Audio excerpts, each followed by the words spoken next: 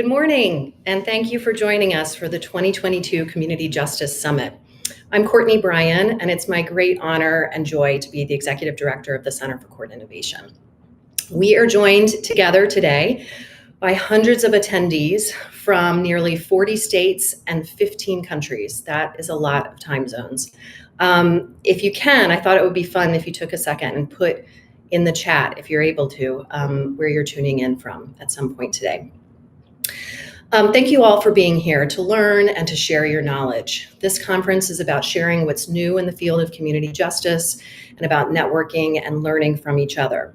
You all have ideas to contribute, and I'm thrilled that you're here joining us, and I look forward to doing this in real life next time. Community justice is a thriving, living, breathing approach to fostering communities that are safe, equitable, and thriving. When I call it a living approach, I mean, it isn't just a concept, a theory created in an ivory tower, but an approach rooted firmly in practice and the lived experiences of people like you and the people we serve. You are applying and adapting the principles of community justice every day as you bring your communities together to solve local problems. At a time when much of our public discourse stokes divisiveness and creates a false choice between pursuing safety and pursuing justice, community justice offers a path that unites, and it has proven results in increasing public confidence in government, reducing both crime and incarceration, and strengthening communities. It has the power to transform one individual, one neighborhood, one system at a time. One of the most important things about community justice is that it's constantly evolving based on real life experience. When the Center for Court Innovation and the New York State court system created the nation's first community court in Midtown Manhattan in 1993, the local challenges we were addressing were different than many of the ones we're addressing today. Back then, we were looking for solutions that didn't involve fines, didn't involve jail, to issues like open air drug sales, sex workers and victimization on the streets, and graffiti. Today, the Midtown Community Court and community justice programs around the world have evolved and focus on varied and urgent challenges, like keeping residents in safe, affordable housing, connecting community members who are living on the street to vital services, preventing gun violence, and working side by side with communities to help them define what safety means to them and advocate for the policies and resources they need to thrive.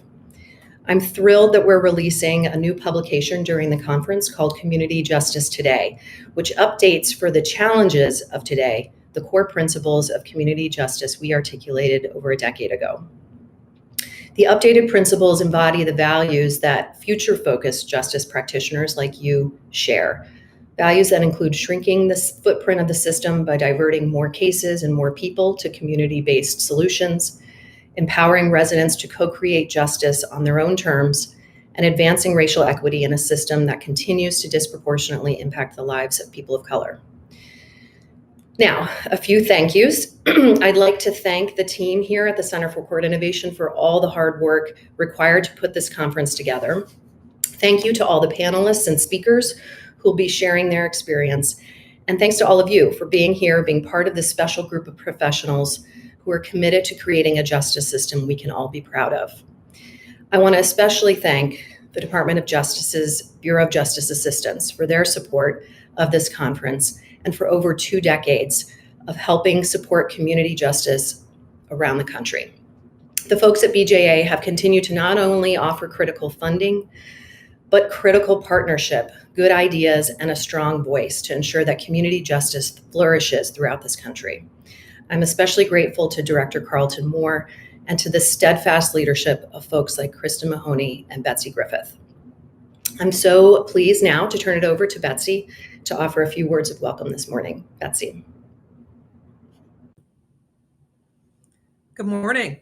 I'm Betsy Griffith, and I am an Associate Deputy Director at the Bureau of Justice Assistance, or BJA as we call it. BJA is part of the Office of Justice Programs here at the U.S. Department of Justice. We're a federal agency that really works across the country in partnership with communities, as well as state, local, and tribal justice systems to really be able to help our country's capacity to be able to prevent crime, to address and reduce crime, to be able to help the victims that are impacted, and also to improve the way that we manage and implement our criminal justice and juvenile justice strategies by enhancing the rule of law and ensuring fairness and equity in the work that we do. BJA in particular focuses on the adult system, but we do it in a very broad way that recognizes there has to be a lot of players, including community leaders and community-based partners, as well as criminal justice leaders, to find solutions to the challenges that we face in this country. And again, we do that working with our colleagues across the country, again, seeking to prevent and reduce crime, helping folks figure out ways, ideally in the community, that help prevent people from committing future crimes, and also doing a lot of work to ensure a fair and just system. And part of that means that it really has to be formed together with community leaders, with those impacted in the criminal justice system in a way that really brings justice for everybody. Our director, Carlton Moore, will, will be speaking later in the meeting, but I did want to just note something that he recently outlined in a blog post when we celebrated our 38th anniversary here at BJA.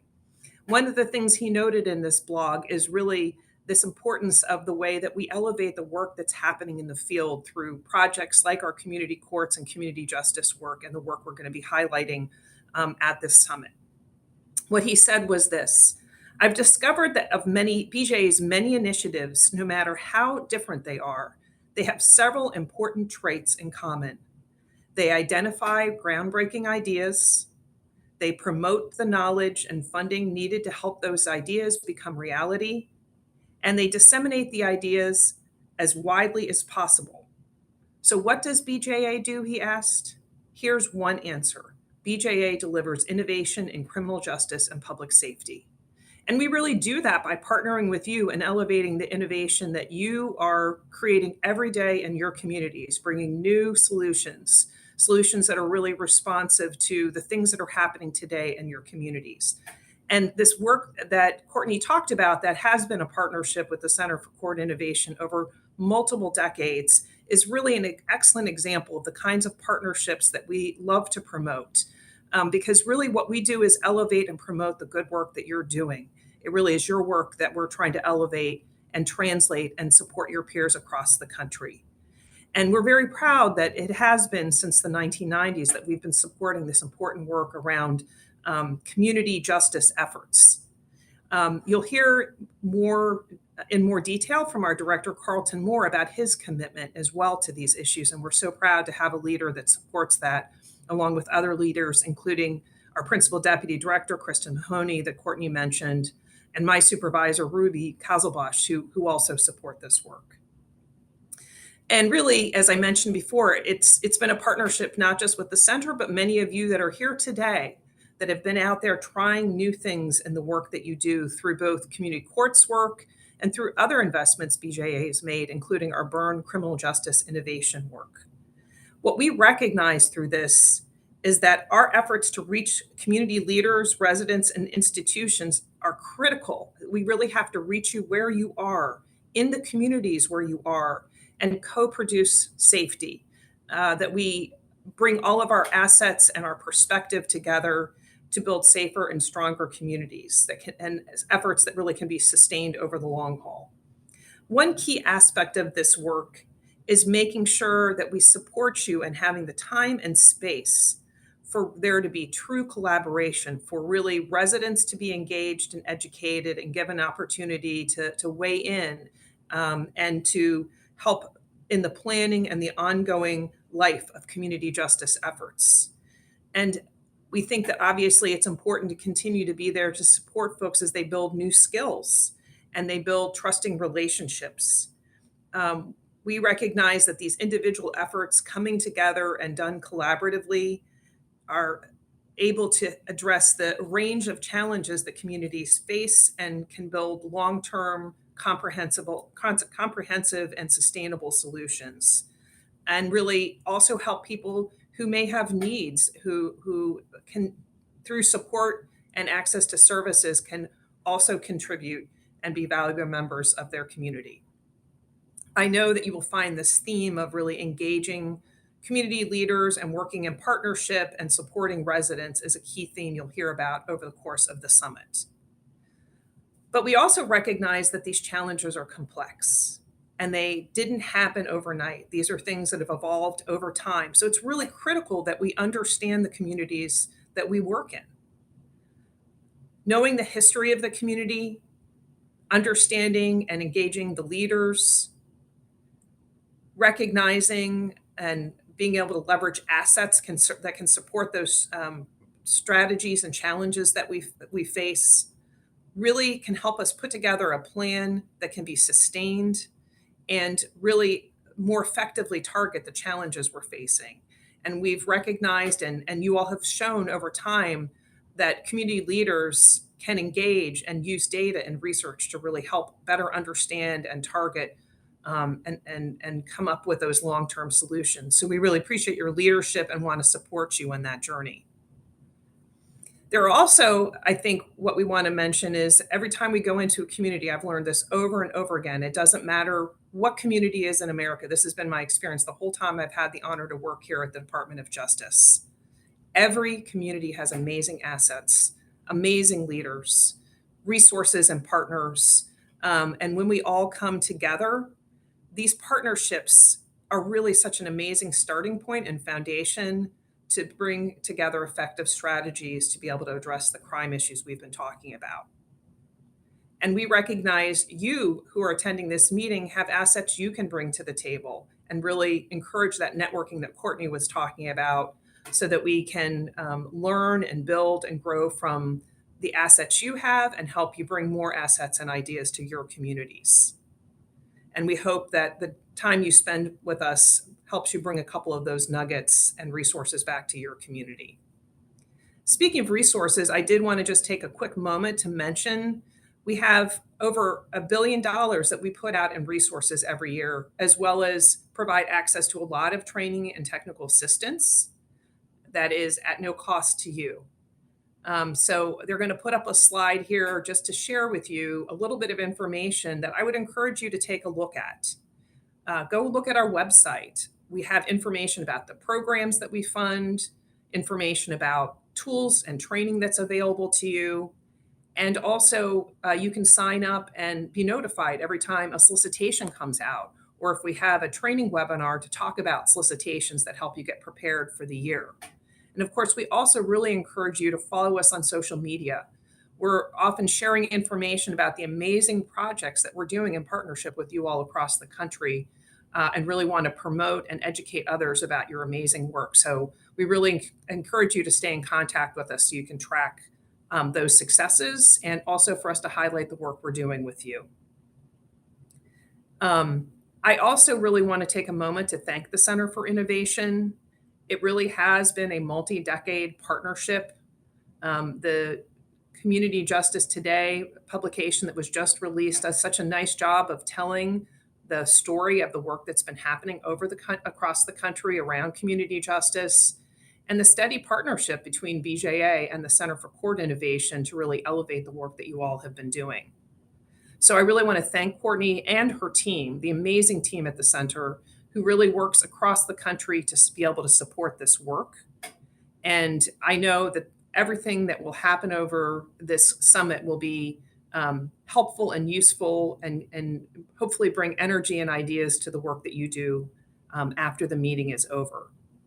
I also want to just take a moment to thank Courtney Stewart on my team who leads this work with the center.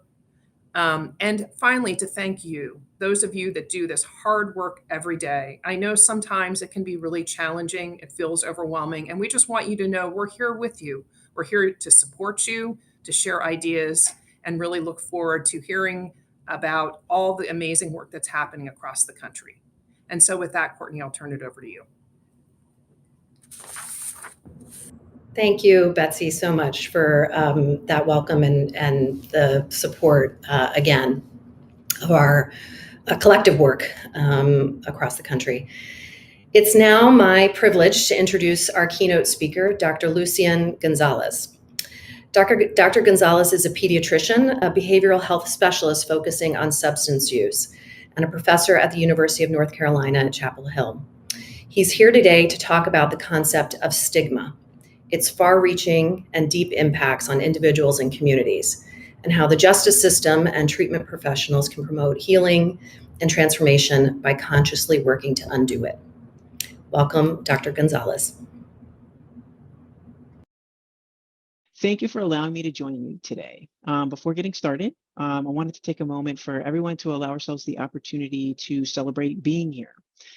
This day will begin with looking towards the future, and this is really important because we can never become complacent, and the work and we must continue to evolve.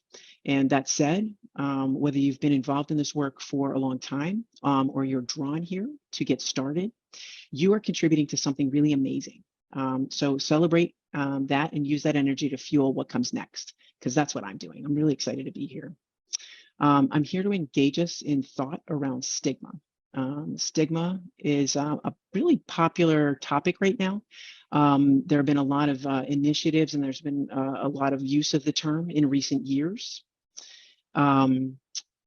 And anti-stigma campaigns are abound. And what is stigma, though, and why would we keep talking about it, especially here today? Well, it turns out that stigma and its very gradual undoing have everything to do with the themes of this particular conference. The community justice movement is very much about fighting stigma. And as I hope we'll see, to be anti-stigma is to be pro-justice.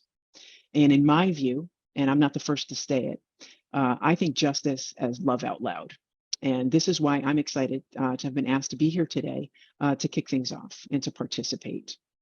So as a pediatrician, I am particularly proud and privileged to be able to communicate and collaborate across disciplines like this.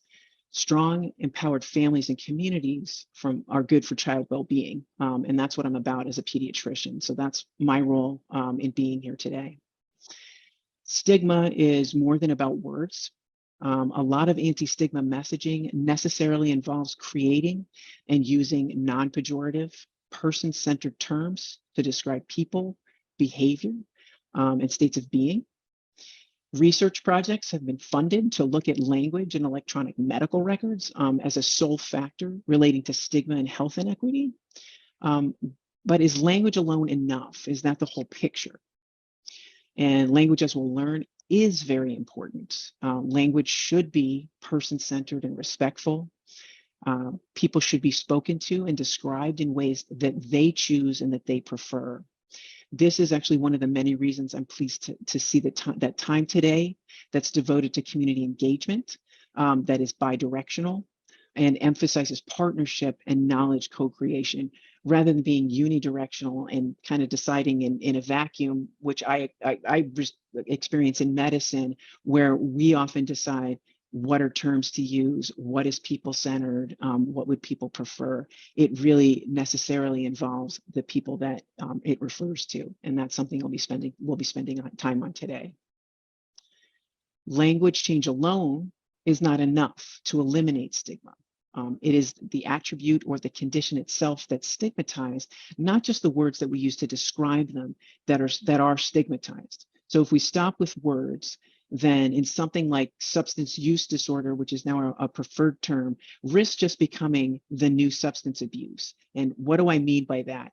By beginning to look at the different spheres of stigma and what stigma is, and coming with some shared definitions, we can begin to understand what exactly I mean by that, how new words just become the new part of representative of the new thing that's stigmatized. So personally, I like etymology. So I explored the origins of the word stigma. And simply put, the English word stigma has Latin and Greek roots. If you look at the Greek term, had a meaning similar to tattoo. And subsequent to that, the Latin referred to mark, such as in branding. One can imagine, the original meanings of the terms could have either had positive or negative connotations. In modern sociological terms, stigma has a negative valence, period. There is no positive use of stigma in the way that we're talking about it. Stigma is an attribute that is discredited and discreditable.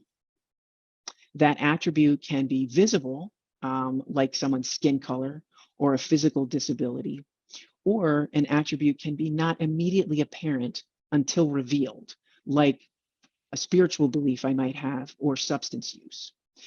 When an attribute or group membership becomes stigmatized, individuals are often subject to stereotyping. Again, that doesn't, when it's stigmatized, it's not stereotyping that tends to be positive or reflect well on that person or group. And it usually contributes or often contributes to lending one to have fear or to devalue individuals with that attribute. So as an example, which I'm sure is familiar to a lot of us here, is those who experience addiction involving substances have been characterized as untrustworthy, maybe selfish with regard to parenting and relationships, and often maybe times seen as criminal or someone to fear.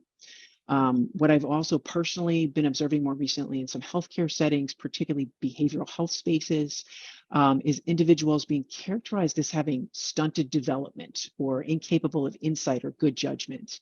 And in that setting, what I fear happening not only is that conclusions get drawn about somebody's brain development and ability, but it's also kind of making somebody sort of infantilized or disempowered in terms of their decision making because of a perceived lack of capacity or lack of development. There's actually no scientific basis for concluding that adults experiencing addiction have somehow arrested brain development and are like teenagers, which is something I also often hear. And in fact, the science and observations will support otherwise. I personally have seen that even though people I work with will end up making decisions or judgment that doesn't fit with their insight or their values. It doesn't mean they're incapable of it. It means that in the moment, due to substance use, but also due to other factors, they may not connect with their best judgment. It doesn't mean their brain lacks the capacity. And it's very, again, disempowering for this, I call it a myth, to get around that they have arrested development. They stopped developing as soon as they started using. That's actually not true and actually can contribute to stigma in healthcare settings. So again, that's an example of how stereotyping an attribute, stereotyping of a particular group lends to how a particular group is seen in a way that is negative and disempowering. Also, overall, I would say that stigma reproduces social inequality through the maintenance of certain group hierarchies or power relationships. And stigma occurs in many domains. The one that we are already talking about on an individual level is more of what we call public or social stigma.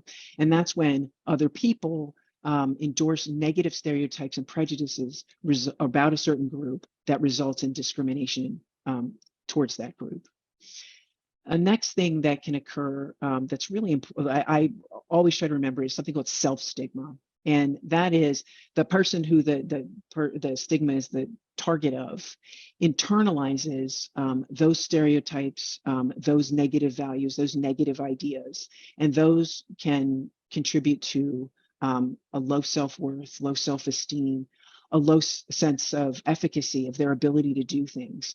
And one can easily imagine, and I've seen it, where when people start to internalize the negative parts of what it means to maybe struggle with substance use, their ability to think they can do stuff, that they can engage in things that are empowering, that they can engage in a mutually sort of invented plan or put together plan, is diminished. And when they start to struggle, sometimes people will experience what many of us have called this why try effect, is that you think I'm bad, I think I'm bad, you think I'm not capable, that I'm selfish, that I'm untrustworthy. I think that too. Why am I going to bother trying? This is what's expected of me, so I'm just going to do the thing that I think is expected of me. So self-stigma, it can be very damaging and very much impact the course that somebody ends up taking, depending on what resources and what things are brought around them to combat the development of self-stigma, as well as what they do as a result of it. Another big one is institutional stigma, or what we call systemic stigma. And that's where structures that result in decreased opportunities or access to resources.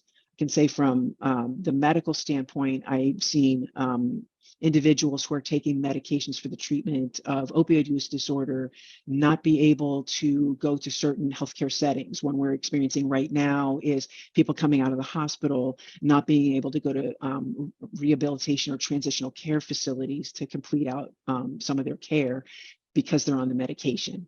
I've seen people not being able to go to certain substance use treatment locations, not be able to get into certain housing because of substance use and because of legal histories. Again, have discrimination in terms of the ability to access housing, to be able to get jobs, and be so there. They end up excluded, really relating to this particular attribute, and in this case, it's treatment. They're doing what is helpful to them for treatment, and experiencing being excluded. And these are accepted as part of many of the structures and institutions that people are trying to access for care. There's also something that I like to keep in mind called perceived stigma, and that is when an individual who's being stigmatized, or somebody like myself who's not in that group, believing that other people hold stigmatized beliefs about a particular group that's being stigmatized. An example I experience a lot in a healthcare setting would be somebody coming into the office and just believing that I hold certain beliefs or expectations about them, that I expect total abstinence, that I am going to be angry or have some other kind of response depending on someone's behavior. If they also extend that further, if they happen to be a member of another stigmatized group, they may also believe, based on other experiences that they have, that I hold those beliefs as well. And that can impact how they relate to me, but also how some people can have ended up in the position of trying to do things to please me, or how they think they may be pleasing me, rather than trying to do what they know is best for them and relaying that to me, and kind of exercise, what I call exercising their power or agency in the interaction with me, and knowing that they can do that in safety, that they can disagree with me and they can express to me what they know is best. So perceived stigma and expectations they have of me based on my identity as a physician, but also other experiences they've had with other people in my group, with other people throughout the medical establishment that I work in, what they've experienced elsewhere at other agencies. I have to own that I bear the burden of that I represent that, and I have to bring that out in the room with them and recognize perceived stigma is there. And I have to earn their trust and prove to them that that isn't me. That's not how I'm going to relate to them.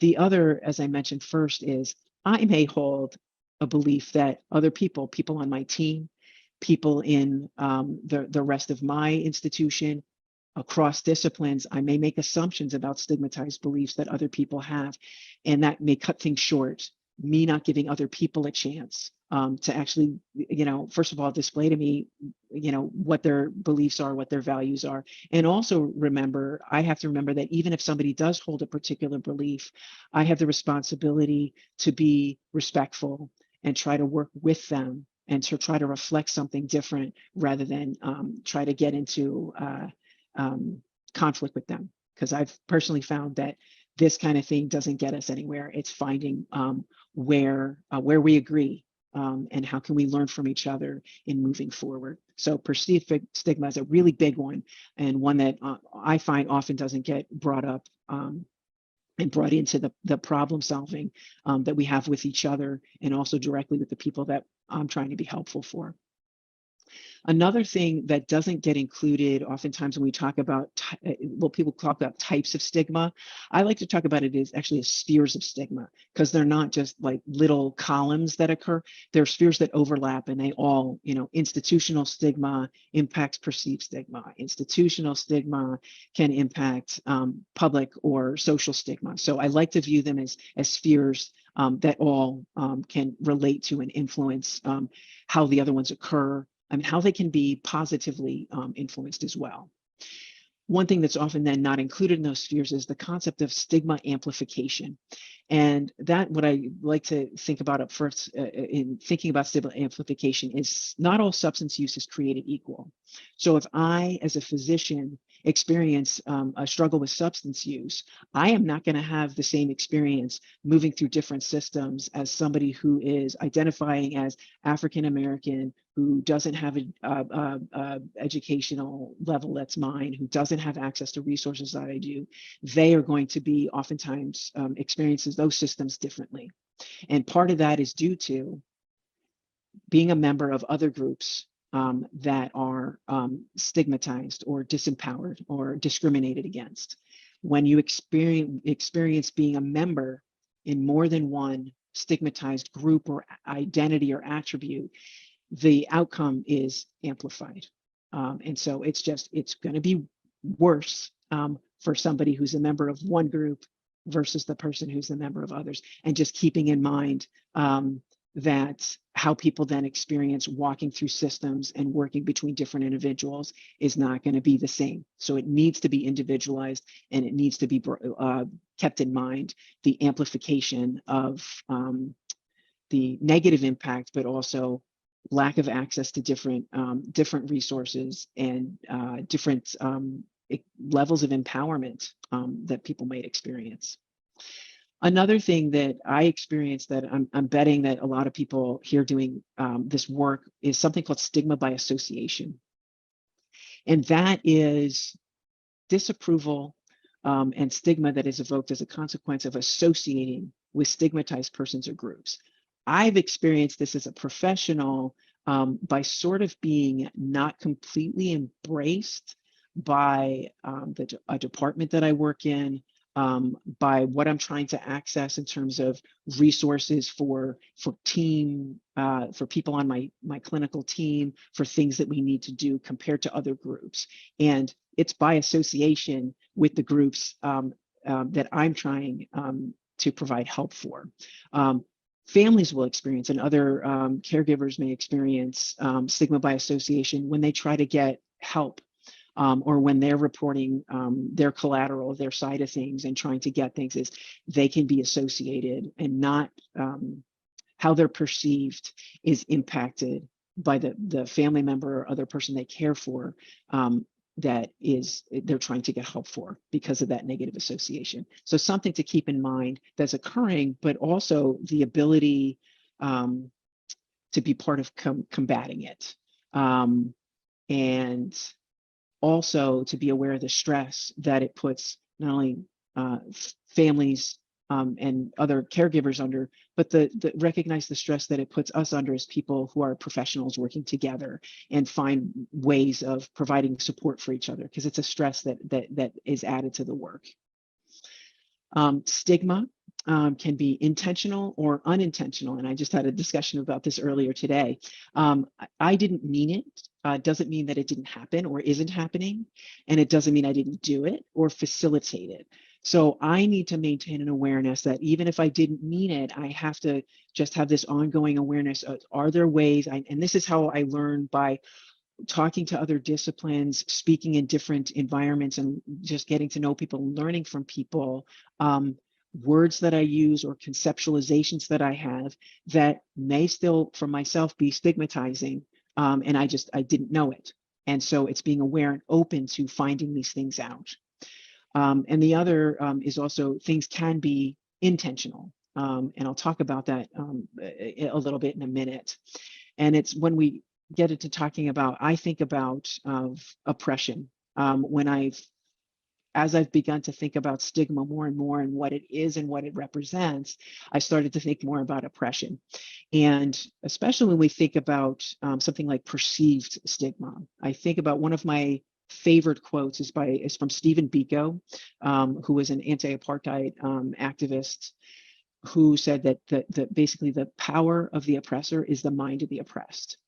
And the power of stigma often ends up being certainly in our systems and institutions, but it's also the mind of the person oppressed. And that's where that perceived stigma comes to play.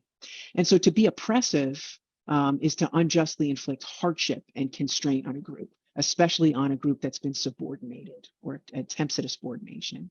That sounds a lot like stigma. So stigmatized persons are made tainted and less than whole, and have a diminished access to the things that the non-stigmatized group would have access to. So they're made less than whole persons and have less access and less empowerment. That is hardship and constraint. Stigma then is oppression. And oppression can be intentional and unintentional. As I think we all know, there's that unintentional part that I already kind of alluded to, but there are things that have been put in place through history that have been intentional and are part of our structures by design. So I view myself as having a responsibility in combating the oppression that is stigma. I view stigma then as anti-oppression, and anti-stigma is pro-justice. So knowing this, how do I recognize and combat the oppression that is stigma? First, I examine and I re-examine my role in the perpetuation of injustice on both that individual level, my participation in systems of injustice, which I know that's something we all have in common with, is that there are things to criticize about our medical and healthcare systems. And academic centers, there are things to criticize about our existing justice system. We are choosing to still work within systems that we know are kind of causing harm at the same time that we're trying to contribute to making them better. All right. So like I said, I examine and re-examine my role in those perpetuation of it, as well as participation in those systems, and where I can be, on the path of moving them away from stigma and towards justice on both that, like I said, the individual level and my participation in the teams that I work on through cross collaborations and working with other disciplines and working between where I am and different components of the community, as well as where's my role in advocacy and where's the role for activism as well. And I personally have learned that I need to never be satisfied with any progress that I think I've achieved, because the second I turn around and learn something else, I realize I've got more to learn, and I can adjust my lens and I can adjust the language I use. Secondly, I remember that I'm a partner in the struggle and not the director. And what do I mean by that? Is again, getting back to involving the communities that this is supposed to serve. And by participating in things at the community level, that is a true bidirectional partnership, that things are co-created and that it's not unidirectional, which I can tell you from the academic health center is very much, we're used to sort of this unidirectional, we're the experts and we're imparting knowledge, and really recognizing that knowledge is co-created with the communities that I'm trying to contribute to raising up, and oftentimes know a lot more about what they need, and that what resources they want access to and how to access them. So I need to learn and want to learn from all the different communities and how I can be invited to participate in that. And to me, that is a big part of what this conference is about. Talking about is community justice at the center, and this big emphasis on communities and their role as equal partner, and that this is bidirectional. And so with that, I'm looking forward to this conference and learning from all of you and working with people moving forward. And so thank you very much for allowing me to participate. Hi, everybody. I think we're taking a little break before our next panel. I want to thank you, Dr. Gonzalez, for that powerful talk. I thought, seeing the lessons from the medical profession and the similarities to what many of us who are directly in the legal profession or adjacent to it are trying to accomplish a sort of similar journey in these fields. And then I just deeply appreciate, and I think folks who care about community justice appreciate the humility that you are inspiring us to continue to embrace when we're seeking to be problem solvers, that we first of all don't see people as problems to solve, but really re-examining our kind of orientation to the communities and the people that we serve to seek their wisdom and guidance, and kind of recognize where we need to examine our own role in the systems that we're seeking to change. So appreciate that very much.